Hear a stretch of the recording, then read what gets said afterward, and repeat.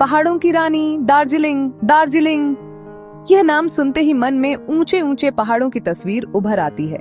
हरी भरी वादियां, ठंडी हवा और चाय के बागान दार्जिलिंग की खूबसूरती को और निखारते हैं। हिमालय की गोद में बसा यह शहर अपनी प्राकृतिक सुंदरता के लिए मशहूर है।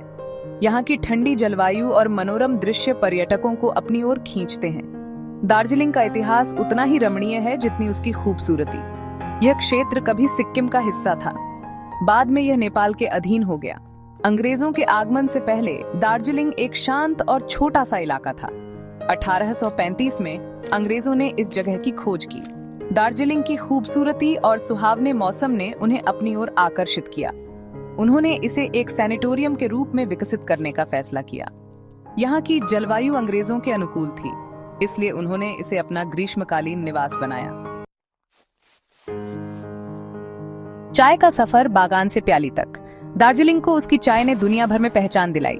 19वीं सदी में अंग्रेजों ने यहाँ चाय के बागान लगाने शुरू किए।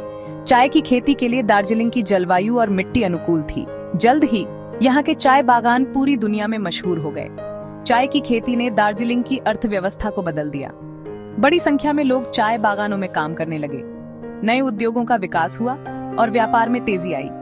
दार्जिलिंग की चाय अपनी खुशबू और स्वाद के लिए प्रसिद्ध है। इसकी पत्तियों से बनी चाय दुनिया भर में पसंद की जाती है। आज भी दार्जिलिंग की चाय को चाय की शैंपेन कहा जाता है।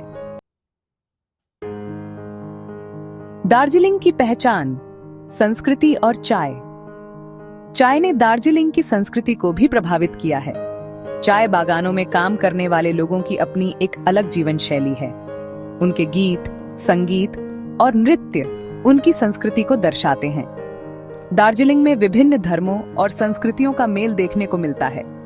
यहाँ नेपाली, भूटिया, लेपचा, तिब्बती और बंगाली समुदाय के लोग सदियों से एक साथ रहते आ रहे हैं। यह सांस्कृतिक विविधता दार्जिलिंग को एक खास पहचान देती है।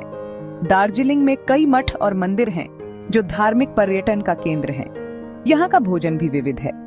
मोमोज, थुक्पा और वॉन्टन यहाँ के लोकप्रिय व्यंजन हैं। दार्जिलिंग की धड़कन लोग और उनकी कहानियां।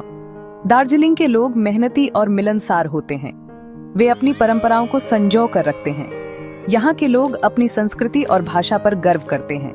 एक कहानी है एक बूढ़े व्यक्ति की जो दार्जिलिंग के एक छोटे से गांव में रहता था। वह हर दिन पहाड़ों पर जाता और चाय के पौधों की देखभाल करता। उसे चाय की पत्तियों से बहुत लगाव था। वह कहता था कि हर पत्ती में एक कहानी छिपी होती है। दार्जिलिंग की ऐसी अनगिनत कहानियां हैं जो यहाँ की संस्कृति और इतिहास को जीवंत बनाती हैं।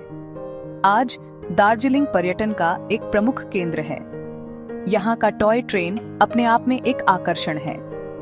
यह शहर अपनी खूबसूरती, संस्कृति और चाय के लिए जाना जाता है। दार्जिलिंग की कहानी प्रकृति, इतिहास और संस्कृति का एक अद्भुत मिश्रण है।